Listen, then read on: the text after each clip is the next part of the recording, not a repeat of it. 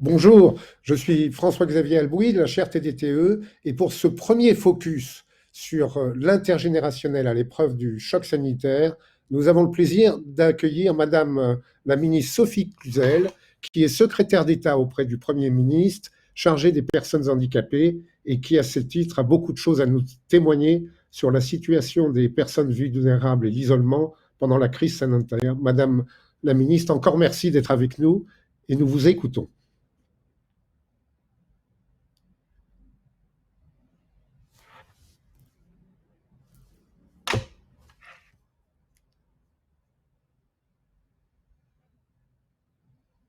On entend rien. Votre micro est coupé, Madame la Ministre.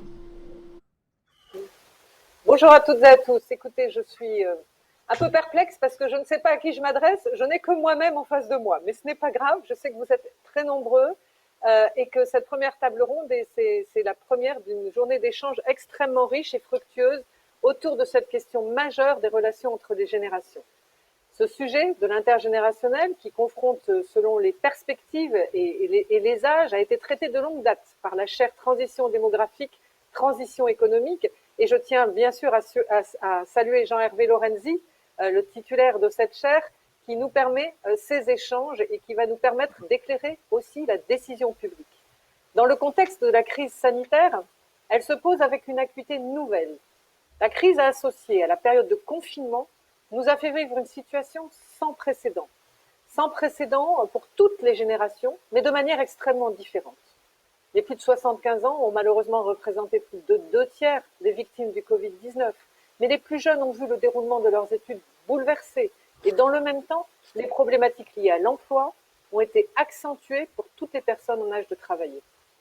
Ce contexte inédit a également permis une prise de conscience à tous les niveaux de la société. La crise a montré le chemin vers de nouvelles formes de solidarité, de proximité, au cœur desquelles il nous faut remettre de l'intergénérationnel. Nous devons capitaliser sur les nombreuses initiatives développées dans les territoires pour soutenir nos aînés, aller vers les personnes les plus vulnérables, dont l'isolement a pu être renforcé, mais aussi nos jeunes, confrontés à un bouleversement profond de leurs perspectives de vie étudiante, professionnelle et sociale. Ce faisant, la crise nous a montré collectivement à repenser, elle nous amène à repenser les rapports entre classes d'âge en questionnant le lien entre l'équilibre, même entre générations, qu'il s'agisse de place dans la société, de qualité de vie, mais également de reconnaissance mutuelle. Ces solidarités intergénérationnelles, qu'elles s'exercent dans la sphère privée et familiale ou bien dans les différents espaces de la vie sociale, se travaillent au sens propre du terme. C'est un effort collectif, une exigence quotidienne, tant que le risque de désaffiliation sociale, très bien décrit par les sociologues, est présent. Cet enjeu, il est au cœur des politiques de soutien à l'autonomie menées par le gouvernement afin d'accompagner les personnes qui en ont besoin, quel que soit leur âge, quels que soient leurs besoins. Dans le champ du handicap, c'est une thématique constamment présente. Près de 12 millions de personnes sont en situation de handicap. C'est une réalité qui touche nécessairement toutes les générations. Les réformes que je porte depuis le début du quinquennat ont ainsi veillé à prendre en compte les attentes, les aspirations de nos concitoyens, leur choix de vie, quel que soit l'âge et quelle que soit la situation. Nos premières priorités dans ce contexte de crise a bien sûr été de protéger les plus vulnérables.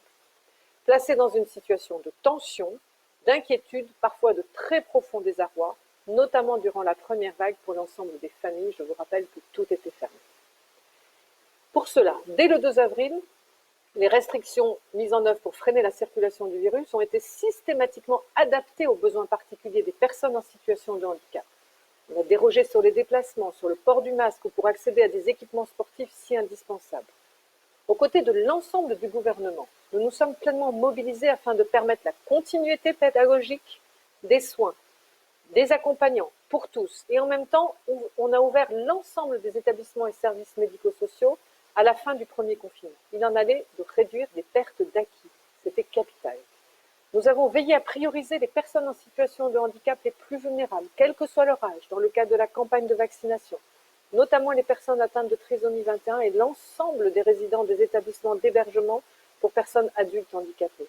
Et enfin, tout au long de la crise, il était primordial de permettre l'accessibilité de l'information pour tous. À cet effet, nous avons élaboré des fiches en langage facile à lire, à comprendre, tout en développant l'accessibilité des principales prises de parole gouvernementales. Cette crise n'a en rien réduit notre ambition de pouvoir émanciper les personnes et surtout leur donner le pouvoir du choix. Expliquer comment se faire vacciner, expliquer ce que veut dire sortir de chez soi, expliquer ce que veut dire aussi le choix ou non de pouvoir aller retravailler. C'était très important de continuer sur cette dynamique d'émancipation des personnes. Notre deuxième priorité a été de lutter contre l'isolement, renforcée par la crise bien sûr, qui a touché toutes les générations, notamment les personnes âgées et les étudiants. Dès juin 2020, un numéro unique d'appel national, le 0800 360 360, a été déployé afin d'informer, d'écouter, d'accompagner pour répondre aux situations d'urgence. C'était des demandes de répit, des demandes d'accès aux soins, parce qu'il y avait une urgence après près de 2 mois de confinement. C'était relié à des plateformes locales pour avoir une réponse de proximité, pour être à côté des plus fragiles, et surtout nous a permis, et ça c'est très important, de travailler différemment. Et moi je souhaite capitaliser justement sur les différentes actions que nous ont permis cette crise. Avec ce déploiement du numéro, nous déployons des communautés 360 au plus près des besoins des territoires. Et je tiens à saluer la réactivité des associations qui ont su travailler différemment, qui ont su se parler, qui ont su se mettre au service des personnes, quel que soit leur âge, quels que soient leurs besoins. D'autres initiatives solidaires ont été développées, du soutien scolaire, de l'aide aux voisins, et j'ai tenu à m'adresser aux jeunes pour les mobiliser, pour aller frapper à la porte de leurs voisins, pour voir s'ils avaient besoin de faire des courses. Il y a eu une vraie intensité de solidarité intergénérationnelle qui s'est développée. Et puis nous avons tenu à accompagner au mieux les 11 millions d'aidants qui accompagnent au quotidien un proche en situation de handicap ou d'une personne âgée dépendante ou d'une personne malade. Bien que dans les situations très diverses, ils sont majoritairement âgés de 45 à 60 ans et ont souvent à leur charge un enfant, un adolescent ou un parent âgé. Alors que la reconnaissance des aidants est une priorité portée par le président de la République, la situation que nous vivons nous a prouvé avec force combien les aidants sont un maillon, un pilier essentiel de la solidarité familiale et générationnelle. Pour les soutenir, la stratégie nationale Agir pour les aidants, que je porte avec Brigitte Bourguignon, nous venons hier encore de mettre le deuxième comité de pilotage pour le déploiement de cette stratégie, pour renforcer et diversifier les solutions de répit financées par l'État et les collectivités. Aider les aidants dans leur quotidien, c'est aussi simplifier l'accès aux droits, pour assurer aux personnes d'obtenir rapidement une réponse à leurs besoins. Je veux absolument enlever cette charge mentale administrative sur les épaules des aidants pour qu'ils se consacrent à leurs modalités d'accompagnement des aidés. À ce titre, j'ai lancé la feuille de route de transformation des maisons départementales des personnes handicapées, MDPH 2022, en partenariat bien sûr avec les collectivités territoriales et les départements qui sont les chefs de file des politiques de solidarité. Donc c'est aussi de la solidarité entre État et collectivités locales pour mieux répondre avec un vrai service public au service des personnes. Donc l'ensemble de ces réformes mises en œuvre pour soutenir l'autonomie, bien sûr avec les ministères et les départements, c'est le fondement même de la résilience de notre société, c'est renforcer ce lien intergénérationnel. Alors dans le contexte démographique, sanitaire, économique et social actuel, la question intergénérationnelle est ainsi plus que jamais d'actualité. Comment renouveler le contrat entre les générations? Comment repenser un modèle de société? Quelles nouvelles modalités de solidarité à développer?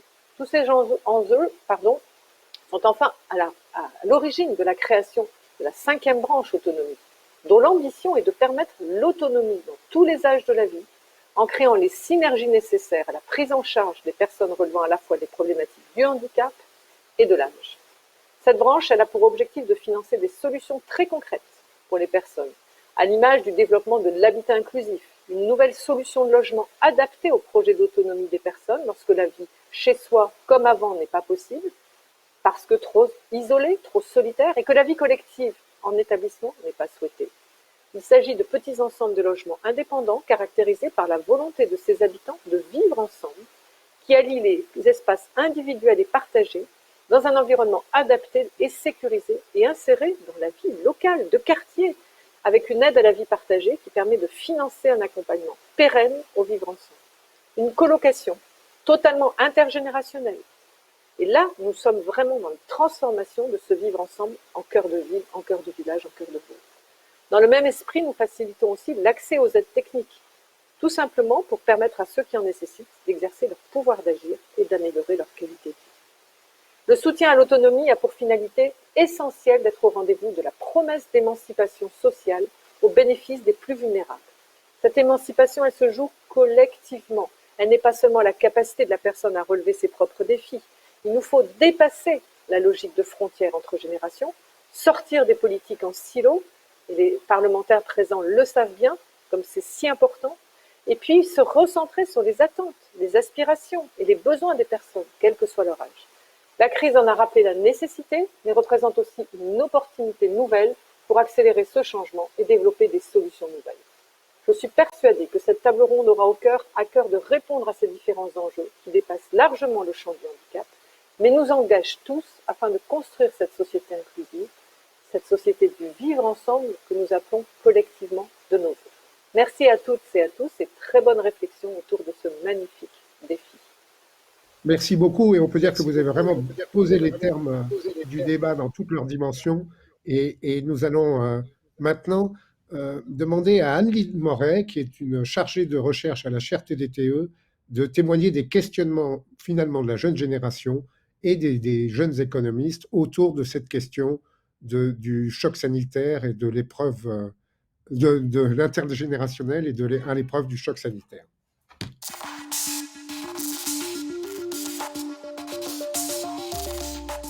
Le sujet de l'intergénérationnel à l'épreuve du choc sanitaire est un sujet majeur qui a longuement été débattu et traité par la chaire Transition démographique, Transition économique.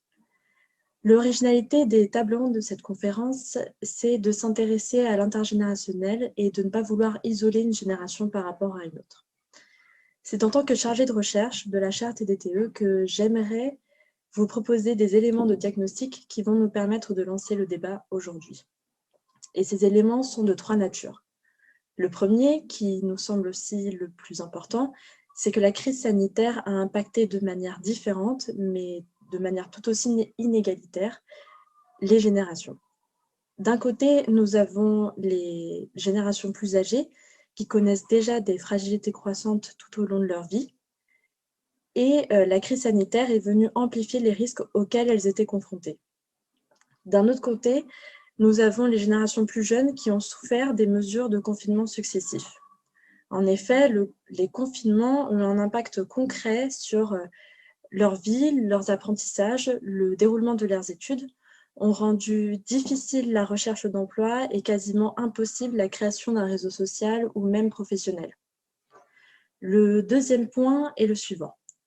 Toutes les générations ont été touchées par l'isolement, et en particulier celles qui se trouvent aux extrémités de la pyramide des âges. En effet, les étudiants, le confinement a eu un impact sans précédent sur la santé mentale des étudiants. Près d'un tiers d'entre eux ont présenté les signes d'une détresse psychologique. Pendant ce temps, l'association Les Petits Frères des Pauvres alarme sur l'ampleur du phénomène de l'isolement chez les plus âgés. En effet, près de 720 000 personnes âgées n'ont eu aucun contact avec leur famille pendant le premier confinement et 650 000 n'ont eu aucun confident. Enfin, notre troisième et dernier point, c'est que nous avons occulté le sujet des aidants pendant les débats publics durant cette crise sanitaire. Les aidants, ce sont tous les individus qui accompagnent un proche en situation de maladie chronique, de handicap ou de perte d'autonomie. Et près de la moitié des aidants ont ressenti une charge d'aide maximale pendant le premier confinement. Il s'agit notamment de la génération pivot, âgée entre 45 et 60 ans, qui s'occupe à la fois de ses enfants, adolescents ou jeunes en études, et de ses parents âgés. Et cette génération s'est retrouvée isolée, sans aide professionnelle, épuisée physiquement et psychologiquement. Dès lors, et étant donné ces éléments de diagnostic, voici les questions auxquelles cette table ronde pourrait répondre. Comment penser un modèle de société résilient et juste envers toutes les générations et qui placerait la santé aussi bien physique que mentale au cœur de ses préoccupations? Ensuite, quelles initiatives concrètes faut-il mettre en place pour lutter contre l'isolement et pour renforcer les liens entre les générations?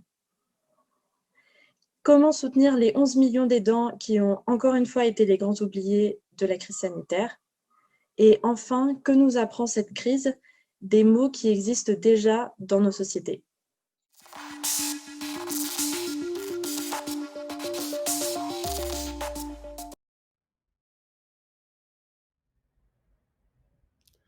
Bonjour, eh bien, nous allons commencer cette table ronde.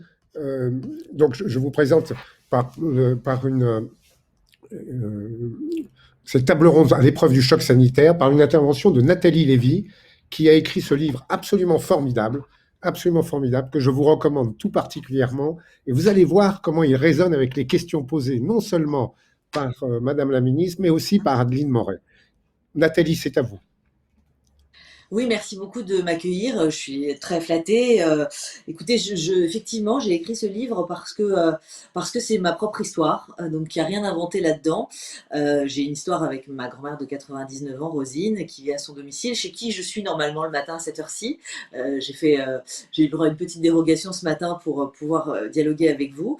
Et il s'avère que, eh bien, avec les années, cette femme qui a toujours été avec moi depuis mon plus jeune âge, eh bien, les choses se sont inversées, évidemment. Et puis c'est moi qui ai pris le volant de sa voiture, au sens propre et au figuré, c'est moi qui ai pris le volant. On a ensemble, pratiquement à quatre mains, raconté cette histoire dans ce livre Courage au cœur et sac au dos, qui est une phrase qu'elle me répète à l'envi quand elle sent que j'ai un petit coup de moins bien, ou voilà. Et elle s'adresse à moi en me disant: allez chérie, courage au cœur et sac au dos. C'est une phrase d'ailleurs d'un chant militaire du siècle dernier, de Meurthe-et-Moselle, pour la petite histoire. Cette histoire entre nous, c'est une histoire d'amour, bien entendu. Tout est guidé par l'amour. L'amour entre une grand-mère, une petite fille, une grand-mère, finalement, rien de bien singulier, en fait, finalement, très classique. Et puis, parce que, évidemment, la vieillesse s'installe, parce que il y a les risques de chute, les risques de confusion, les risques de dénutrition avec le très grand âge. Mamie a 99 ans, eh bien, je suis devenue ce qu'on appelle effectivement une aidante. Alors, ça ne me correspond pas. Moi, je me considère comme véritablement une aimante, voilà, parce que c'est l'affect avant toute chose, et puis parce qu'aussi, il faut rendre à César ce qui lui appartient. Nous sommes trois. On est une ronde de femmes. J'aime beaucoup cette notion de sororité, c'est aussi beaucoup ce qui nous caractérise. On est trois femmes, ma tante, ma mère et moi, qui sommes là chaque jour à se relayer à son chevet, auprès d'elle. Et Sophie Cluzel en parlait, la ministre, bien sûr, parce que nous, ce qui compte beaucoup, c'est cette inclusion. Cette notion d'inclusion, ça passe par l'affect, ça passe par l'échange, ça passe par le dialogue, par le fait aussi de la laisser s'inquiéter pour nous, de lui permettre en fait d'être mobilisée intellectuellement sur ce qu'on fait au quotidien, nos soucis à nous, qui deviennent ses soucis à elle, et par conséquent, elle se sent utile, elle se sent responsable, elle se sent une sorte de mission de nous encourager, de nous accompagner, de nous redonner du peps, etc. Et au fond, c'est quand on est dans des moments comme ça, un petit peu de difficulté ou de questionnement ou avec des échéances professionnelles, qu'elle est là et qu'elle nous rappelle à l'ordre et qu'elle nous dit: allez, allez, je suis là et je pense à toi à telle heure, je sais que tu as un gros rendez-vous, etc. Voilà aussi les messages que j'ai pu entendre beaucoup à l'issue de la sortie du livre. On m'a dit, voilà, c'est vrai, vous avez raison, il faut les inclure dans notre quotidien, il faut arrêter de les infantiliser, d'être trop paternaliste, il faut ces personnes âgées, ou bien même ces parents d'enfants infirmes, parce qu'il y a aussi cette notion-là qu'on a peut-être un peu moins évoquée jusqu'à présent. Il faut les impliquer dans notre quotidien. Il faut arrêter en fait de les couver, de les surprotéger. C'est en les mettant, en les imbriquant dans nos quotidiens, dans nos vies, dans nos problématiques, qu'ils se sentent une sorte de mission et qu'ils se sentent véritablement utiles, existants, vivants. Voilà, ça a été vraiment beaucoup le type de retour que j'ai eu. Voilà, ce genre de merci qui touche évidemment infiniment. Et puis j'ai senti beaucoup que ces personnes-là se sentaient moins isolées. Elles me disaient: mais waouh, en fait, vous êtes une quadra, vous bossez à la télé, voilà, on vous imagine très parisienne, avec des mondanités et tout. Et en fait, non, le matin, vous êtes chez votre grand-mère et puis vous y retournez l'après-midi. Bah, on assume, quoi. On se sent moins isolé, on assume ça. Et du coup, nous aussi, on a envie de le dire, nous aussi, on a envie de le raconter. Voilà un peu ce qu'on a pu me dire. Et j'ai senti que ça avait beaucoup touché, effectivement, une certaine catégorie de gens. Alors, effectivement, cette catégorie pivot, là, dont on parlait à l'instant, qui se disait: tiens, bah, on peut peut-être assumer finalement davantage. Merci beaucoup. N'oubliez pas ce livre, il est vraiment formidable. Il témoigne pour moi, et j'en ai le sentiment, qui a deux choses très importantes dans ce que vous nous dites. S'il y a un modèle qui est derrière, et ce modèle, il est caractérisé par deux phénomènes. Le premier, c'est que vous ne parlez pas d'aidants, mais d'aimants. Et le deuxième, c'est que vous nous renvoyez, et c'est peut-être pas un hasard si votre famille vient d'Algérie, vous nous renvoyez à un modèle méditerranéen de la gestion de la solidarité, qui se traduit par une très grande solidarité vis-à-vis des aînés et des enfants, et aussi une solidarité horizontale, qui est celle de la sororité. Et ce modèle-là, on l'a sous nos yeux, il inspire beaucoup de réflexion et il faut, je crois, le promouvoir. Est-ce que vous me permettez un mot, Monsieur Alboui, juste Bien sûr. parce que je trouve que c'est important. Il y a la solidarité, effectivement, il y a la famille, il y a la manière dont on peut se relayer, effectivement, au sein de cette famille avec un grand F quand on a la possibilité d'avoir plusieurs membres, etc. Il y a la société avec un grand S, et puis il y a l'entreprise. Je ne sais pas si il en sera question tout à l'heure, mais certainement avec le panel de grands professionnels intellectuels, économistes que vous allez avoir. Mais il y a une chose sans doute qui m'a aussi beaucoup marqué à l'issue de la sortie du livre, et puis dans ma carrière aussi, c'est que il va falloir, à mon sens, éduquer, si je peux me permettre, ou en tout cas sensibiliser les entreprises, les employeurs, comme on sensibilise dans les écoles, les universités, dans la société, on sensibilise pour ces aidants, pour ces personnes voilà, qui ont des besoins. Il va falloir sensibiliser davantage les employeurs, parce qu'aujourd'hui, ils ne voient pas, soyons très clairs, ils ne voient pas d'un bon œil la rémunération du congé proche aidant. Parce que ça veut dire Bon, quoi? Ça veut dire un salarié qui ne sera pas là physiquement, qui ne sera pas là, qui ne sera pas consacré à sa tâche, qui ne sera pas là effectivement sur site. Il ne faut pas les braquer, ces patrons, ces employeurs, ces managers. Donc il faut les éduquer, je pense qu'il y a une vraie mission, il y a une vraie responsabilité aujourd'hui de nos gouvernants de sensibiliser le milieu professionnel pour que nous, les aidants, aimants, petits-enfants, parents d'enfants infirmes, etc., handicapés, on ne se sente pas dans la société coincés, dans l'entreprise menacés, en danger, blacklistés. Voilà, je pense que ça, c'est un vrai sujet. Et merci c'est aussi... Nathalie, on va en débattre tout de suite avec notre table ronde. Et Ah bah, bien sûr, vous formidable. faites une bise de notre part à Rosine et à J'y Faustine manquerai pas. aussi. Merci à tous. Bonne journée. Bonne journée. Magda Tomasini, merci d'être avec nous aujourd'hui. Vous êtes directrice de l'INED et vous avez beaucoup écrit à la fois sur les jeunes et sur les problèmes liés au grand âge. Donc, on voudrait cette réaction un peu autour de ce que vient de nous dire Nathalie, qui est quand même assez passionnant. Oui, donc peut-être quelques éléments hein, de cadrage pour dire que la moitié la moitié des aidants que déclarent les personnes en situation de perte d'autonomie sont leurs enfants, selon l'enquête CARE de l'adresse de 2016. Donc c'est des personnes qui sont âgées en moyenne de 54 ans. Et ce résultat met la lumière sur la génération qu'on appelle la génération pivot, et qu'on a tendance un petit peu à oublier lorsqu'on évoque l'intergénérationnel. On a tendance à opposer les jeunes et les seniors, mais cette génération pivot, donc, c'est celle qui a des parents âgés en situation de perte d'autonomie et qui a aussi des enfants en cours d'études ou en phase d'insertion professionnelle sur le marché du travail et auxquels il faut aussi subvenir. Donc, cette génération assure une bonne partie de la solidarité familiale et assure aussi le lien entre les générations. Donc il faut aussi mentionner, et le témoignage était assez intéressant, parce qu'il faut aussi mentionner la place des femmes dans cette position particulière dans la génération pivot, dans les aidants, puisqu'elles représentent 60% des aidants familiaux. Hein, donc elles sont surreprésentées, et il faut faire attention à cette charge qui peut peser sur les femmes. Hein. Une chercheuse de l'INED, Emmanuelle Cambois, a montré que le cumul des conditions d'emploi difficiles, les aléas de carrière auxquels sont davantage exposées les femmes et le stress sont aussi des facteurs qui contribuent à une prévalence de la perte d'autonomie plus importante pour les femmes que pour les hommes pour un âge donné. Donc dit autrement, les aidants d'aujourd'hui sont nos personnes dépendantes de demain, et il faut y songer dans une approche prospective incontournable de la politique de soutien aux personnes âgées.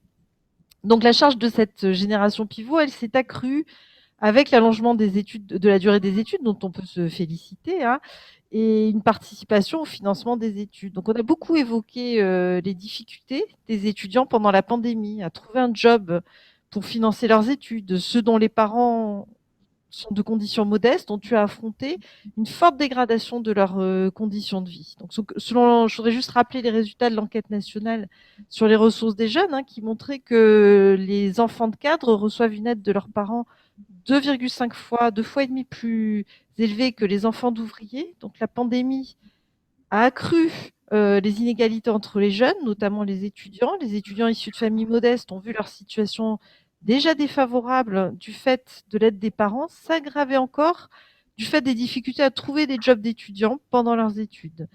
Et cette dégradation des conditions de ressources et des conditions d'études vont aggraver encore les inégalités qui préexistaient au sein d'une même génération du fait de la transmission intergénérationnelle des inégalités.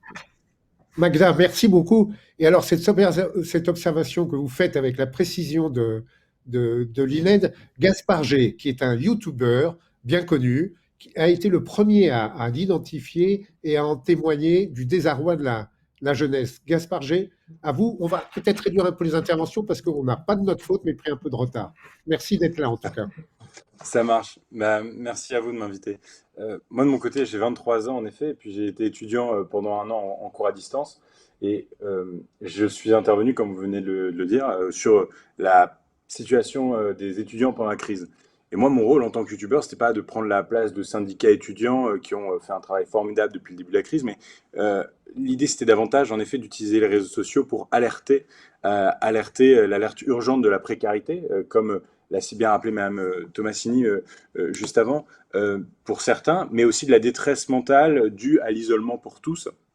Le point commun de cette génération, finalement, c'était un sentiment d'abandon avant qu'on parle d'eux, un manque de reconnaissance de la société, presque un mépris de la part de nos aînés parfois, en tout cas une incompréhension, c'est certain, en disant parfois au sein de débats de famille, vous n'étiez pas dans les tranchées pendant 14-18, vous n'avez pas vécu la guerre. Combien de fois on a pu entendre en tant que jeune cet argument? Et deux aussi des pouvoirs publics. On a eu un Jean-Michel Blanquer omniprésent sur les très jeunes, et puis une Frédérique Vidal légèrement plus absente sur le cas des étudiants, en tout cas au début de la crise. Donc ce qui ressort finalement en point commun, c'est l'ampleur des dégâts, et ce à toutes les échelles. Je peux penser aux parents étudiants pour qui ça a été particulièrement compliqué, qui représentent quand même 110 000 personnes aujourd'hui en France, et à plus petite échelle, même s'il ne faut pas hiérarchiser les souffrances. Je pense aussi aux 700 000 élèves en classe de terminale en 2020 qui n'ont pas pu passer le bac. Nous, étudiants de France, on nous a demandé de remplacer toute notre vie en visioconférence, un peu comme on le fait ce matin. Ce qui nous a finalement fait repenser l'essentiel de ce que doivent être des années étudiantes. Et en fait, on s'est rendu compte que tout ne se condensait pas dans une salle de classe et tout ne pouvait pas être remplacé par le numérique. Ça nous a montré certaines failles, qu'aujourd'hui, c'est pas vraiment une solution de remplacement pour l'éducation, c'est du système D, c'est du bricolage temporaire, et ça a posé toute une liste de problèmes. Déjà un problème de formation, on a des étudiants qui n'ont pas eu la moindre manipulation pendant des semestres, ils se questionnent à juste titre aujourd'hui sur leur qualification réelle. Un problème d'addiction aussi, on boit plus, on fume plus, on fait des WhatsApp-apéros, on a complètement banalisé le fait d'être ivre seul chez soi, et puis un problème de santé mentale qui vient chapeauter un peu tout ça, qui sera certainement la vague finale de cette pandémie. On a vu de plus en plus de jeunes prendre des anxiolytiques, moi-même dans mon entourage j'en ai vu, dont la consommation d'ailleurs a considérablement augmenté chez les Français pendant les différents confinements. Et on peut se poser donc, à juste titre aujourd'hui, quelles seront vraiment les conséquences psychologiques de cette génération Covid qui va former pourtant les futurs adultes de demain, et l'occasion ici de réappuyer aujourd'hui que nos aînés n'ont aucun intérêt à ce que notre génération soit une génération malade, rancunière du manque de considération et des mesures prises à son égard lors de cette crise historique. Donc aujourd'hui, on se pose parfois la question de est-ce qu'il ne faut pas parfois sauver la vie tout simplement, même si la jeunesse, comme on l'a si bien rappelé, et c'est l'occasion de le redire, est consciente, reconnaissante des efforts extraordinaires qui sont faits dans les hôpitaux pour la gestion des crises, et a montré une solidarité presque, je peux le dire, sans faille envers leurs aînés. Alors merci de prendre le temps justement de pouvoir en parler ce matin. On va en débattre tout de suite. En tout cas, merci de votre témoignage qui est très enrichissant. Vous et Magda, vous revenez dans le débat tout à l'heure. Et on va maintenant donner la parole à Arnaud Fontanet, bien connu directeur de l'unité épidémiologique des maladies émergentes à l'Institut Pasteur de Paris. Visiblement, chaque génération, et on pourrait même rajouter les tout petits, les enfants, les bébés, ont été touchés par cette épidémie. Il y a des neuropédiatres qui nous disent qu'ils ont en consultation des enfants de 3 ans qui sont devenus autistes parce qu'ils ont passé 1 an devant les écrans et qu'ils ont manqué à un lieu crucial pour le développement de liens sociaux. Alors, est-ce que c'est une... Voilà. Mais toutes ces conséquences, elles sont liées à une caractéristique assez précise de ce qui nous est arrivé, de ce choc sanitaire que vous pouvez nous décrire, c'est qu'il sélectionne par l'âge, quoi, finalement. Oui, en tout cas, merci beaucoup de m'avoir invité pour cette table ronde. Et du coup, je voudrais d'abord revenir sur le fait qu'il s'agit d'une crise sanitaire sans précédent. Je crois que il faut accepter l'idée qu'on ait tous été aussi meurtris à différents niveaux et que ce soit sur notre santé physique ou mentale, mais remettre ça dans un contexte d'une épidémie dont on ne connaît pas d'équivalent depuis la grippe espagnole il y a un siècle, à part l'épidémie de sida, mais qui s'est manifestée d'une façon beaucoup plus insidieuse. Et effectivement, en tant que maladie infectieuse, elle avait en plus une caractéristique particulière, c'est qu'elle a touché par sa sévérité beaucoup plus les aînés que les plus jeunes. Le risque de décéder une fois infecté est 20 fois supérieur pour des plus de 60 ans comparé à des moins de 60 ans. Ça, c'est quand même très inhabituel par rapport au fait que, voilà, une fois que vous êtes infecté, dans d'autres maladies infectieuses, on n'a pas un tel ratio, 20 contre 1. C'est probablement dû à un déficit en interféron chez les personnes plus âgées. Il y a d'autres inégalités qui se sont manifestées. Les hommes meurent 2 fois plus que les femmes. Les personnes avec certaines comorbidités, surpoids, diabète, hypertension, maladies respiratoires chroniques, déficit immunitaire, meurent aussi plus, probablement 2 fois plus. Mais il ne faut pas... et ça se traduit également par finalement une atteinte inégalitaire d'un point de vue socio-économique, puisque ces comorbidités, comme le surpoids, hypertension et diabète, sont plus fréquentes dans les milieux défavorisés, et de fait, c'est les sujets défavorisés qui ont aussi le plus souffert des conséquences de l'infection. Mais ne pas tout résumer à la mortalité, il y a la santé mentale qui est très importante, et ça a été rappelé, et c'est chez les jeunes qui vraiment il y a eu le plus de dégâts. En revanche, par rapport aux atteintes pédiatriques, je pense qu'elles sont limitées d'un point de vue clinique. Heureusement, les générations les plus jeunes étaient protégées de ce point de vue. Ne pas oublier complètement ce qu'on appelle le Covid long. C'est le fait qu'une fois infecté, 10% des gens vont garder jusqu'à 6 mois après, et peut-être plus, des séquelles.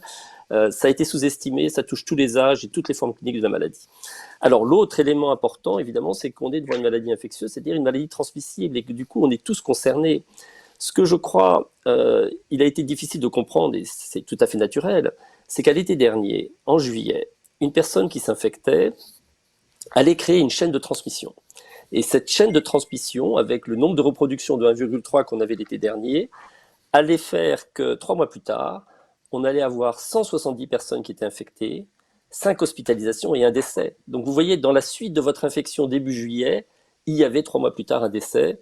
Vous n'en êtes pas responsable, bien sûr, mais c'est en cela qu'on était tous quand même, d'une certaine façon, reliés, et qu'il était tellement important de casser les chaînes de transmission. Alors, il y en a qui avaient proposé à l'époque d'isoler les personnes les plus âgées, les personnes avec comorbidité, en disant finalement il suffit de les mettre à l'écart et puis de laisser les autres vivre. Mais ça, c'est vraiment méconnaître la dynamique d'une maladie infectieuse transmissible, puisqu'on fonctionne finalement par une croissance exponentielle du nombre de cas, un doublement, qui, en absence de mesures de contrôle, se fait tous les 4 jours, et avec les mesures de contrôle qui existent, mais insuffisantes quand l'épidémie repart, c'est toutes les semaines ou tous les 15 jours. Donc vous vous retrouvez finalement avec un problème 2 fois plus important, tous les 15 jours, d'une certaine façon, s'il fallait le résumer ainsi. Et c'est ça qui fait que l'idée d'isoler des sujets et puis laisser l'épidémie finalement continuer dans le reste de la population est totalement vain, illusoire, parce qu'il y aurait forcément une épidémie tellement importante autour que ceux que vous avez cherché à isoler se retrouveraient finalement touchés par porosité. C'est ce qu'on a vu l'été dernier d'ailleurs avec la transmission de l'épidémie à travers les différentes tranches d'âge. Alors, face à des situations pareilles, et on est dans une vraie situation de crise, pour moi, je crois que c'est vraiment là où des sociétés doivent montrer leur capacité à faire preuve de solidarité. On est quand même dans des situations extrêmes et c'est là où la solidarité peut aider. Alors, elle est intergénérationnelle et comme Gaspard le rappelait, les jeunes ont joué le jeu autant qu'ils le pouvaient, notamment vis-à-vis de leurs proches, en utilisant par exemple l'autotest ou du moins un test de dépistage antigénique au début pour s'assurer qu'ils n'étaient pas contagieux vis-à-vis de leur entourage. Il y a une solidarité qui doit se manifester aussi auprès des plus vulnérables, ceux qui ont des comorbidités, comme je le disais. Et pour moi, c'est vraiment essentiel. C'est là aussi où une société montre sa force quand elle est capable de, par ses valeurs morales, encourager cette solidarité. Et aussi vis-à-vis des soignants qui aujourd'hui sont extrêmement sollicités. Alors je terminerai, puisque je vois que vous m'y invitez, en disant qu'on va avoir des chances de se rattraper. Alors on va avoir des chances de se rattraper. D'abord, aujourd'hui, il est essentiel d'utiliser des outils comme effectivement ces autotests et les vaccins qui vont être quand même la voie vers la sortie, donc vaccinez tous. Et puis, il y a un sujet qui, je crois, préoccupe beaucoup les jeunes aujourd'hui et que nous, les plus âgés, finalement, avons mis un peu de côté, qui est le sujet des questions climatiques, qui est une catastrophe sanitaire annoncée, et pas simplement sanitaire, environnementale, que tous les modèles prédisent, comme les pandémies avaient été prédites, et que les personnes les plus âgées, finalement, eux-mêmes ne se sentent pas particulièrement concernés parce qu'ils ne vivront pas les conséquences. En revanche, les jeunes générations, elles, y pensent beaucoup. Et s'il fallait rendre finalement aux plus jeunes ce qu'ils nous ont offert pendant cette crise, peut-être que cette préoccupation et vraiment prise en compte des questions climatiques et environnementales serait une façon de le faire. Merci, merci beaucoup. C'est en fait très optimiste, c'est-à-dire qu'on a appris de cette pandémie et on peut s'organiser tout en préservant et développant les systèmes de solidarité. Par rapport à tout ça, j'aimerais avoir la réaction de Madame la députée du Tarn-et-Garonne, Valérie Rabault, et qui va nous témoigner,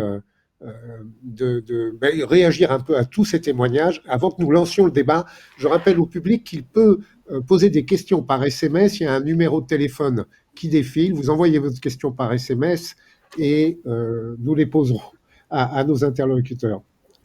Merci Valérie Rabault.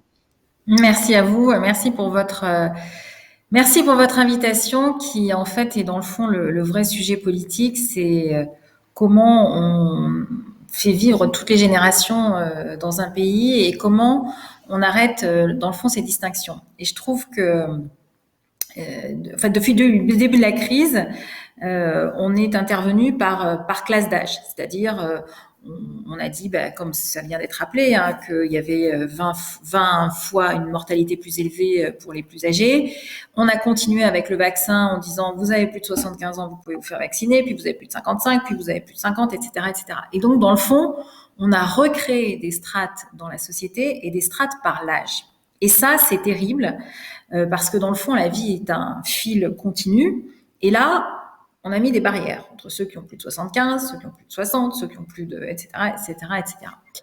Et donc, la sortie de crise va être cruciale pour reconstruire ce lien entre les générations, qui d'ailleurs n'aurait jamais dû être interrompu, mais qu'il a été de facto du fait même des spécificités de ce coronavirus et de ses implications sur notre vie. Alors du coup, la question qui se pose, moi je rejoins je rejoins une critique que je formule depuis juillet dernier au gouvernement, c'est que les jeunes, si j'avais un peu à résumer, c'est un peu caricatural, mais je vais quand même le dire, les jeunes ont payé le prix fort de cette crise puisque quand on a 17, 16, 18 ans, quand pendant 2 ans de sa vie on est devant un écran, pas tout à fait 2 ans, mais enfin 1 an et demi, ça fait quand même une grosse proportion de sa vie par rapport à quelqu'un qui aurait 70 ans. On se dit 1 an sur 70 ans, c'est pas la même chose que les années de jeunesse autour de 18 ans. Donc ça, on a une vraie dette vis-à-vis de cette jeunesse et le soutien, quand on regarde tout ce qui a été fait sur les plans d'urgence, plans de relance, etc., avec certains rattrapages, mais quand même, la jeunesse était absente. Et ça c'est un crève-cœur. On n'a pas réussi à faire bouger le gouvernement, en tout cas pas suffisamment là-dessus, même si dès le discours de politique générale du nouveau Premier ministre, je l'avais interpellé en juillet en disant attention, la jeunesse, les jeunes, ne peuvent pas payer le prix de la protection, parce que c'est ça qui ressort pour les plus anciens. C'est impossible. Donc ça, c'est un vrai sujet. Et quand je parle de ce prix, c'est un prix en termes financiers. Nous faisons partie des 4 pays sur les 27 de l'Union européenne qui n'ouvre pas ses droits sociaux aux jeunes, 4 sur 27, ce qui est un paradoxe puisque la France a la réputation d'avoir une protection sociale, ce qui est vrai d'ailleurs, une protection sociale plus avantageuse que d'autres pays. Pour autant, pour les jeunes de 18 à 25 ans, il n'y a pas de filet de sécurité. Et moi, je pense qu'à l'aune de cette crise, il eût été pertinent de le mettre en place, ce qui n'a pas été fait. Ça, c'est le premier sujet. Le deuxième sujet, c'est tout ce que vous avez rappelé tout à l'heure sur, dans le fond, la vie, c'est un partage, c'est du lien social, parler avec son écran. Moi, je ne sais pas qui est derrière, comme ça a été tout à l'heure rappelé par Madame la Ministre.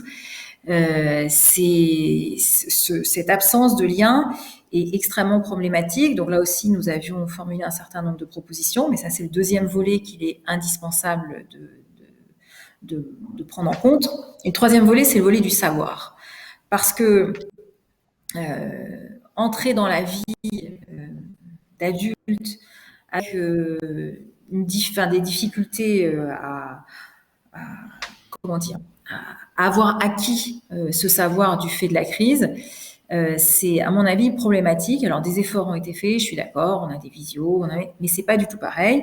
Moi je vais pas vous mentir, je fais un peu de bénévolement, je précise, de soutien en maths, et les maths, par un écran, c'est très compliqué. Parfois on a besoin d'être à côté de quelqu'un, de faire un dessin, de pouvoir avoir une interaction. Donc je pense que ce volet-là sur l'enseignement, il est un peu passé à côté, même si je sais qu'il y a beaucoup de choses qui ont été développées, il est un peu passé à côté de l'objectif qu'il nous fallait atteindre. Donc, 3 points qui sont le lien social, qui sont le soutien financier pour lequel il n'y a pas eu de réponse, et cette question d'enseignement, qui font que la jeunesse n'a pas été la priorité du plan d'urgence. Elle n'est pas la priorité du plan de relance à ce stade, ce qui pose vraiment problème. Et donc, moi, je milite pour que la sortie de crise soit un grand plan jeunesse. Un grand plan jeunesse qui prenne en compte ces 3 dimensions qui, dans le fond, ont été très chagrinées ou très abîmées pendant la crise. Alors, j'ai entendu les prises de parole précédentes sur les aidants, sur évidemment les populations qui se sont retrouvées enfermées dans les EHPAD, elles aussi ont leurs difficultés. Tout ça, je ne le nie absolument pas. Mais ce que je constate, c'est que par rapport à d'autres, la jeunesse est fragilisée et surtout est absente des plans de relance et d'urgence qui ont été mis en place.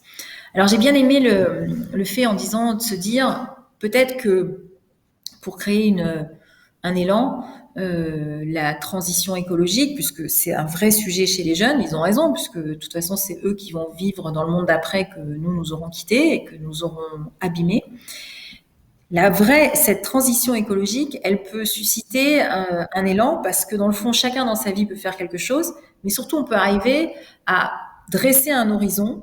Et encore une fois, un pays qui n'a pas d'horizon, qui se fixe pas d'objectifs, qui n'est pas dans cette capacité d'aller de l'avant et de créer un effet d'entraînement, et un pays qui est en train de s'aborder lui-même. Et il suffit pas de mettre des milliards en disant je fais un plan à 100 milliards, à 150. Personne n'a jamais eu un milliard dans sa poche, donc on ne sait pas à ce à quoi ça correspond. Mais ce qui manque, c'est dans le fond de donner une perspective, de dire voilà comment on veut être le premier pays sur la transition écologique, de se sentir que chacun est partie prenante à une forme de responsabilité. Et je trouve que le paradoxe de ce qui se passe dans le monde, c'est que c'est un monsieur de 79 ans, Joe Biden, qui nous dit mais on peut faire des choses fantastiques dans la vie, on peut se relever. Alors, il faut dire qu'il a quand même déjà un petit bilan à son actif, puisque quand on a vacciné 50% de la population sur une première injection et 30% sur les 2 injections, ça donne un peu plus de perspective et de possibilité d'agir que quand on est à 10% ou 14%, comme certains pays en Europe.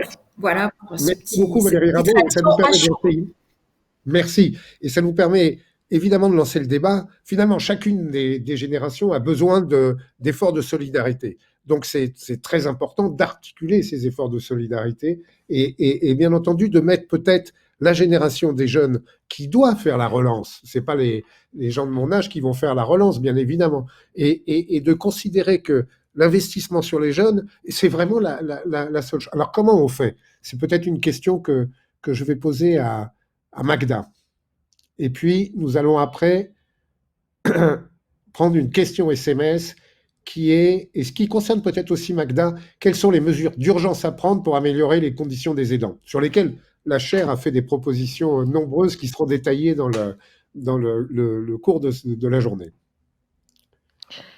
Donc à chaud, sur l'investissement sur les jeunes, tout à l'heure je soulignais ces inégalités profondes au sein des jeunes, hein, entre ceux qui ont des parents aisés et puis ceux qui sont obligés de travailler. Donc il faut réfléchir à un revenu, il faut réfléchir absolument, peut-être pas un revenu universel, mais en tout cas à une prise en charge sociale de la situation des jeunes. Donc Madame la députée évoquait la question des droits sociaux, mais il faut aussi penser à un revenu minimum pour cette population. On ne comprend pas ce couperet à 25 ans sur les revenus minimaux, alors que pourquoi 25 ans en fait, alors que des jeunes ont ce sujet-là. Il y a un autre sujet important pour la jeunesse qui est la question de l'accession à l'autonomie. C'est un sujet extrêmement important parce que c'est l'autonomisation qui permet de se mettre en couple et qui permet de se projeter après dans une vie de famille ou pas. En tout cas, d'avoir les moyens de se projeter. Donc la question de l'accès au logement me semble extrêmement importante pour la jeunesse. Donc comment intervenir sur des logements sociaux, sur la solvabilisation de cette population pour qu'elle puisse accéder à son logement. Je rappelle que 30% pendant le confinement, 30% des 18-24 ans ont dû revenir chez leurs parents. Voilà, donc c'est pas ce à quoi on aspire lorsqu'on a entre 18 et 24 ans. Il faut qu'on puisse se projeter dans l'activité. Oui, c'est vraiment Oui, excusez-moi, je vous en prie. Oui, je voulais basculer sur la partie aidant. Il y a des sujets de conciliation qu'on a tendance à occulter, hein, de conciliation vie familiale, vie professionnelle pour les personnes âgées aux alentours entre 50 et 60 ans. Au moment où effectivement Monsieur le ministre l'avait évoqué lors de l'allocution introductive, au moment où leur situation sur le marché du travail se complique, puisque le chômage, ils sont davantage touchés par le chômage. Donc il y a un sujet de concertation, et là je rejoins complètement Madame Lévy, avec les entreprises. En fait, il y a un pacte social à nouer avec les entreprises pour permettre une meilleure conciliation vie familiale, vie professionnelle des 50-60 ans. Gaspard, sur cette dernière question, puis on reviendra après à la question des jeunes, sur cette dernière question, est-ce qu'il ne vous semble pas que le télétravail qui s'est généralisé détend en quelque sorte, ou en tout cas est un signe d'optimisme pour les négociations autour de la question des aidants et l'acceptabilité du télétravail, du travail à distance, à tous les échelons des hiérarchies, en face de contraintes aussi fortes que de s'occuper d'un parent en difficulté? Écoutez, moi sur la génération pivot, je ne saurais pas trop répondre parce que comme j'ai 23 ans, c'est pas vraiment quelque chose auquel je dois faire face. En revanche, c'est vrai que ça a été intéressant de voir le gouvernement progressivement redonner un peu plus de mesures vers la jeunesse, essayer de faire reprendre progressivement le présentiel. On a senti que finalement il y avait une forme d'équilibre. On a voulu rééquilibrer les efforts et ceux au sein des différentes générations.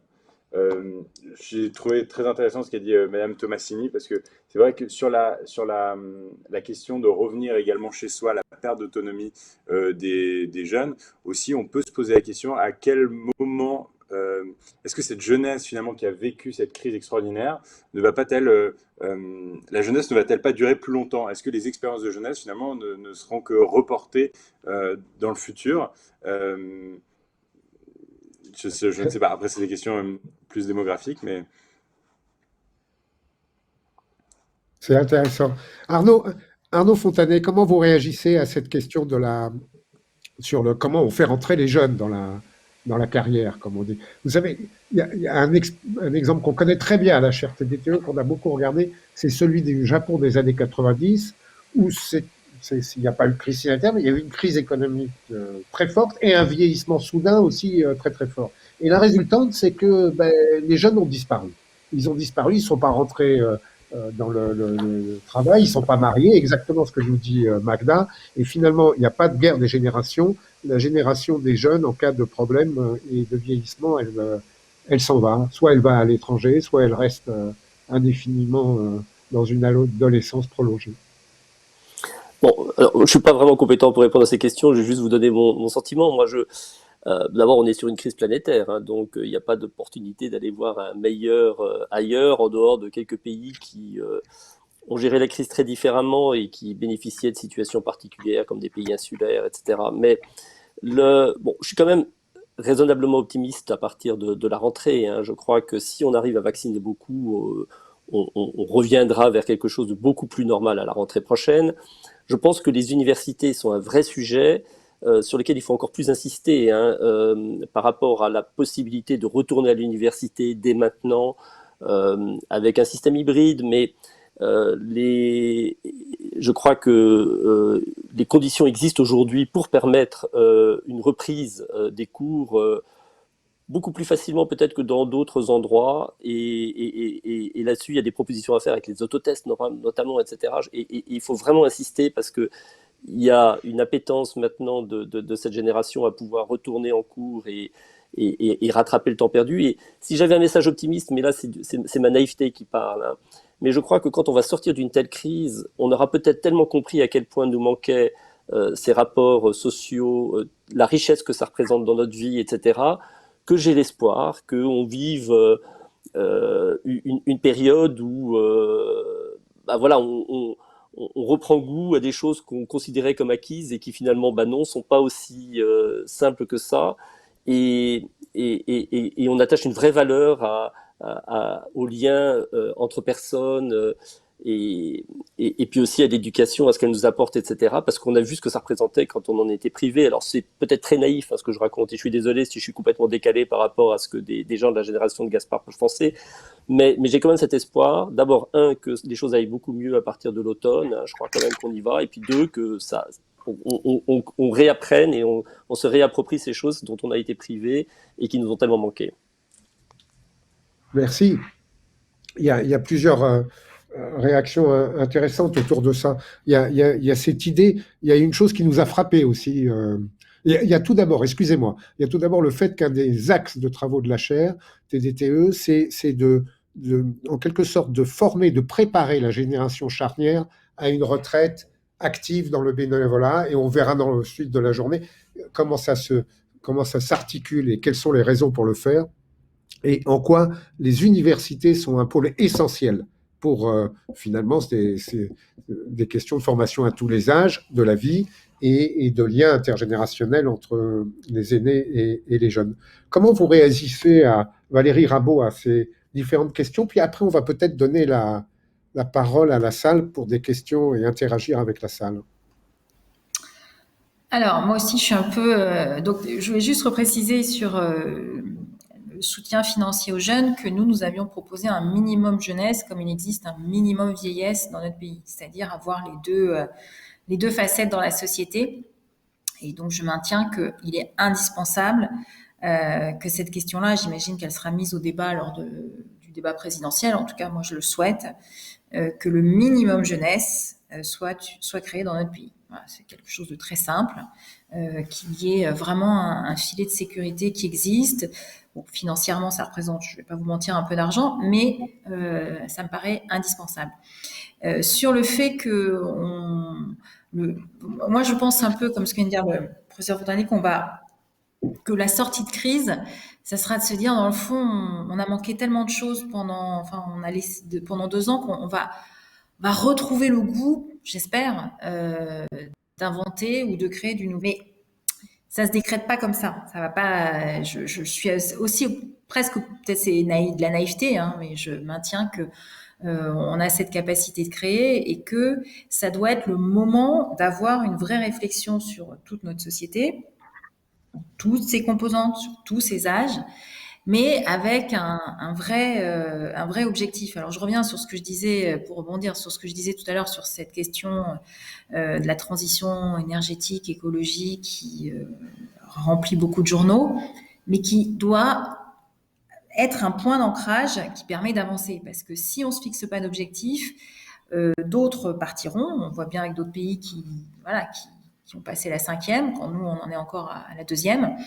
Et qui, cette dynamique-là, cet effet d'entraînement, encore une fois, certains ont fait des comparaisons avec on doit affronter une guerre. Bon, je ne vais pas commenter là-dessus, mais quand on est sorti d'époques très difficiles, et notamment la Seconde Guerre mondiale, vous aviez le plan Monnet, qui est un petit chef-d'œuvre, qui d'ailleurs n'a pas pris une ride depuis, qui dans le fond se dit, il y a tellement de choses à faire, plutôt que de s'éparpiller, se dire, allez, on se concentre sur 4 ou 5 objectifs. Et on amarre tout le monde derrière, et ça crée une force d'entraînement, une confiance dans le pays, une confiance en soi qui est extrêmement importante. Sur les chantiers qu'on a, il y a évidemment la question de la jeunesse, il y a la question des aidants, qui, moi j'ai beaucoup aimé l'intervention tout à l'heure sur...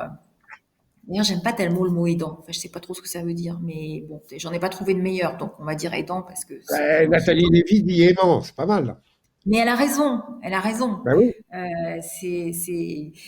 Mais du coup, cette question-là de dire comment on réorganise du temps de travail, comment on réorganise la vision des employeurs, comment on réorganise toutes ces questions-là, à chaque fois qu'on a fait évoluer le droit social, c'est parce qu'il y a eu évidemment des intérêts, des questions qui ont été posées. Et là, il y a une nouvelle question parce qu'on sera confronté, ça sera un défi démographique, je ne sais pas comment il faut l'appeler, mais qui est devant nous. Donc, soit on arrive à franchir ce cap-là en se disant, bon, allez, on a de l'énergie. Soit sinon, effectivement, notre société continuera dans ces fractures, des fractures que la crise a accentuées. Parce que dans l'organisation même avec laquelle on a affronté cette crise, on a remis des fractures sur les fractures d'âge. On voit bien aussi qu'il y a des fractures sociales qui se sont révélées à la fois dans les taux de mortalité, à la fois dans les prises en charge, à la fois dans le fait que quand on est serré dans un petit appart, le confinement se fait pas du tout de la même façon que quand on est dans une maison. Tarn-et-Garonne, beaucoup de gens ont des maisons. Voilà. Donc ça, c'est une vraie question avec 3 ou 4 chantiers. Moi, je vois la transition énergétique, le logement et la capacité à organiser sur toute la chaîne de la vie ces solidarités. Merci. En fait, on en arrive à une question de finances publiques. C'est pour la relance, est-ce qu'on finance des entreprises ou est-ce qu'on finance des parcours la protection de parcours de vie? C'est un enjeu considérable. Vous avez parfaitement raison de poser la question. Dans la deuxième option, je ne sais pas ce qu'il faut faire. Non, mais vous avez bien raison de poser la question. On favorise la créativité. Et moi, j'ai envie de dire, avant qu'on lance le débat avec le public, si vous me le permettez, là où est le problème, se trouve souvent aussi la solution. Et ce qui nous a tous frappés pendant cette crise c'est le Vitmados. Vous savez, ce très jeune ingénieur qui a 24 ans, qui a pondu un système complètement en open source, de manière bénévole, qui permet aujourd'hui aux Français, par-delà tous les problèmes, de trouver une dose de vaccin disponible dans son quartier. C'est absolument génial. C'est génial parce que c'est de l'intelligence artificielle et qui est vraiment très utile et développée très rapidement. C'est génial parce que c'est une pensée agile de réaction aux problèmes et que c'est un mode de solution de tous les problèmes administratifs, de comportement en face de pénurie qu'on a dans tous les domaines, que dans la gestion des entreprises comme dans la gestion de la protection sociale. Et c'est génial parce que ce jeune Français, il l'a fait bénévolement. Et ça, c'est quand même Gaspard G. Est-ce que vous avez été sensible? Est-ce que vous l'avez interviewé dans votre chaîne YouTube? Je n'ai pas encore eu l'occasion de l'interviewer, mais c'est vrai que il y a de plus en plus d'initiatives solidaires citoyennes finalement, et c'est aussi ça finalement là où le numérique a du bon, c'est que ça a permis à des jeunes de s'emparer des outils pour créer peut-être un peu plus vite, de manière plus agile, certaines choses qui auraient pu finalement être pensées par l'État et qui aujourd'hui a aidé la communauté à la fois des personnes, des aînés, mais aussi à la fois la communauté médicale qui n'avait pas forcément... en tout cas, il y a une certaine logistique qui était extrêmement complexe avec ce vaccin et qui est nettement facilitée avec Vitmados, c'est clair. C'est une belle initiative citoyenne. Bon, c'est une suggestion pour votre prochaine émission, c'est d'interviewer ce jeune ingénieur qui est vraiment. Peut-être on peut maintenant lancer le débat avec le public. Je ne sais pas comment ça se passe. Alors attendez, il y a une première question. Quelles initiatives pour rattraper les effets néfastes de la crise sanitaire sur l'éducation et l'emploi des jeunes? Sur l'éducation et l'emploi des jeunes. Est-ce que le mentorat intergénérationnel est une solution? Réponse oui. Il y a des exemples partout dans le monde, mais c'est à vous d'en débattre. Magda. Oui, bien sûr, le mentorat intergénérationnel, je pense que déjà, au-delà de cet aspect, hein, on a une responsabilité à accueillir des stagiaires qui sont, enfin, en ce moment, qui, dans le cadre de leur formation, ont besoin de stages pour valider leur formation. Donc, il y a déjà une responsabilité collective à les accueillir. Je pense que le sujet de l'apprentissage aussi est très important pour permettre aux jeunes de pouvoir continuer leurs études tout en subvenant à leurs besoins. Hein, et sur le mentoring, enfin c'est plutôt un schéma à envisager entre des débutants en poste et des personnes qui sont plutôt en fin de carrière et qui peuvent mettre le pied à l'étrier de la jeunesse. Mais c'est pas nouveau, hein, ça existe depuis un certain temps dans certaines entreprises. Mais c'est sans doute à généraliser. Merci. Quelqu'un veut réagir à ça? Non? Il y a des formes de mentorat intergénérationnel qui sont très spécifiques. Par exemple, aux États-Unis, au Canada, on a observé des communautés d'aînés, de seniors, dans des villages un peu isolés, qui se connectent à des jeunes en Colombie, avec tout le décalage cognitif et culturel qu'on peut imaginer, et qui donnent des cours d'anglais. Et ça a généré des choses absolument prodigieuses. Les personnels de santé sont colombiens dans les villages canadiens, etc. Enfin, il y a eu malgré toutes les réticences, malgré le lien Internet et tout ça, il s'est passé des choses incroyables. Le mentorat intergénérationnel est vraiment quelque chose à lancer. Est-ce qu'il y a une autre question? Peut-être, moi j'en ai une qui est peut-être un peu naïve, mais dans cette idée de mettre la jeunesse sur les rails et de lui donner une vision d'avenir. Il n'y a pas une chose qu'on oublie. Évidemment, la question écologique est primordiale, mais est-ce qu'on n'oublie pas aussi la question de la santé dans le monde?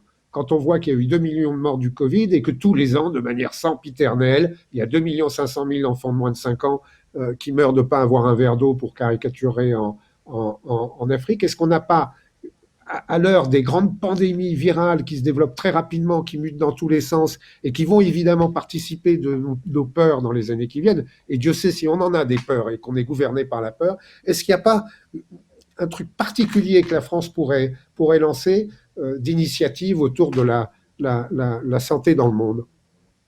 Arnaud? Oui, donc il y a déjà, pour terminer cette pandémie actuelle, quand je vous disais que la situation allait être meilleure à partir de l'automne, je parle de la France, mais malheureusement, la situation à l'échelle mondiale va être bien moins favorable dans beaucoup d'endroits. Et aujourd'hui, la question qui se pose est celle justement d'arriver à avoir une quantité de vaccins suffisante et distribuée dans les zones les plus démunies. Alors d'abord parce qu'il y a une obligation morale à le faire, et également parce que on ne sera finalement débarrassé de cette pandémie dans sa forme actuelle que quand l'ensemble de la planète sera débarrassée. Tant qu'il restera des endroits au monde où le virus continuera à être très actif, il y aura des possibilités de mutants qui échappent aux vaccinations, et donc il y a aussi cette nécessité de couvrir. Alors, bon, moi, évidemment, je préfère la première option, de se dire qu'on a une obligation morale Oui, mais d'assurer elle ne la marche pas santé depuis 45, Arnaud. partout dans le monde, et c'est pas simplement sur la Covid, c'est-à-dire qu'on parle du paludisme, du sida, de la tuberculose et de toutes ces autres maladies, et effectivement, un peu dans le désert. Mais ce qui est clair, là, c'est que il y a eu un vrai choc Oui. vis-à-vis de la gravité que pouvaient représenter des pandémies, et qu'il va y avoir une mobilisation, et c'est l'objet du prochain Global Health Summit qui a lieu à Rome en mai, de préparation aux futures pandémies à l'échelle planétaire, sur un sujet qui est un peu un serpent de mer et qu'on resserre régulièrement, mais qui, je crois, va être traité cette fois-ci beaucoup plus sérieusement qu'il ne l'a été dans le passé, parce qu'on a vu ce que représentait une pandémie à l'échelle mondiale quand elle est sévère. Une fois de plus, d'un point de vue assez égoïste, hein, bon, moi-même, j'ai plus jeune été beaucoup dans l'humanitaire et travaillé camp de réfugiés, etc., parce que j'avais une vraie passion pour la santé internationale et ce type d'activité, mais je dois reconnaître que c'est malheureusement beaucoup plus dès qu'on touche au nerf de la guerre économique qu'on arrive à sensibiliser des grandes causes planétaires. Et c'est là où je crois quand même que cette fois-ci, il y a eu un impact suffisant pour que la question se repose, que ce soit à partir d'une pensée altruiste ou simplement d'une protection des économies des pays les plus favorisés. Mais j'espère qu'on sera capable de faire les choses beaucoup mieux. Et puis, on a tous compris que pour qu'un État fonctionne, on doit être en bonne santé. Et quand on voit les ravages que font les maladies que je citais auparavant, comme le sida, la tuberculose ou le paludisme en Afrique, je crois qu'il est beaucoup plus clair pour tout le monde que l'élimination de ces maladies doit être une priorité aussi si on veut voir le continent africain, en tout cas pour l'Afrique subsaharienne, sortir du marasme. C'est peut-être ça la vision après la pandémie, la vision, alors c'est pas du soft power à la chinoise ou je sais pas quoi, etc., mais c'est d'une mobilisation générale de l'humanité pour arriver à la santé universelle, qui est un objectif depuis 40 ans de la Banque mondiale et pour lequel il manque surtout de l'argent. Et en plus, à une époque où maintenant, on a sous les yeux, la médecine sait soigner. Encore quand elle ne savait pas soigner, une des grandes nouvelles de cette épidémie, c'est qu'on a découvert finalement, apparemment, le vaccin contre le paludisme, qui est une ancienne, c'est un serpent de merde, parce qu'on n'y a pas mis assez d'argent. Et là, parce qu'on a mis beaucoup d'argent sur un truc qui nous touchait de très près, eh ben on a par hasard découvert le vaccin contre le paludisme qui a fait plus de 10 millions de morts dans les 30 dernières années. Magda, vous voulez réagir à ça? Il y a une question pour Valérie. Excusez-moi, madame. Il y a une question qui est très politique. Que pensez-vous de un jeune, une solution, la garantie jeune de la rénovation totale de l'apprentissage et de l'aide à l'installation de 1 000 €? Alors, un jeune, une solution. Bon, le slogan est très parlant et très positif et très tout ce que vous voulez. Sur le terrain, ça fonctionne pas forcément. Quand on regarde, moi je suis désolée, hein, je crois qu'aux chiffres et ce qui est fait ou ce qui est pas fait. Donc les slogans, c'est bien, mais la réalité, c'est quand même, à mon avis, plus efficace. Donc pour l'instant, il y a beaucoup de jeunes sans solution. Et ça, c'est inacceptable dans un pays comme le nôtre. Que ce soit par exemple, bon, j'ai vu des jeunes qui allaient au secours populaire pour se nourrir quand les crous étaient fermés. Enfin, il y a eu beaucoup de situations, et c'est vrai que c'est plus des situations financières, mais qui sont problématiques. Donc à ce stade, j'entends bien les difficultés, je les sous-estime pas, mais un jeune, une solution ne fonctionne pas totalement. Nous, d'ailleurs, je prends l'exemple de nos groupes parlementaires, on a ouvert des stages évidemment rémunérés pour que les jeunes qui se retrouvent sans solution, justement, puissent commencer à avoir un début de solution. Je vais profiter du micro pour agir, parce que je vois que sur Twitter, certains m'ont interpellé.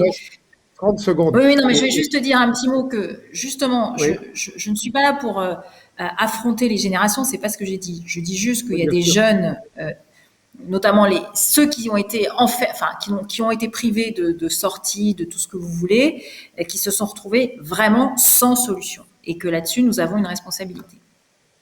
Est-ce que justement, et ça sera peut-être une conclusion, est-ce que des systèmes agiles du type Vindo sont pas de nature à ces aides publiques déversées Urbi et Torbi, à les préciser et à aller vraiment en urgence là où les gens en ont besoin?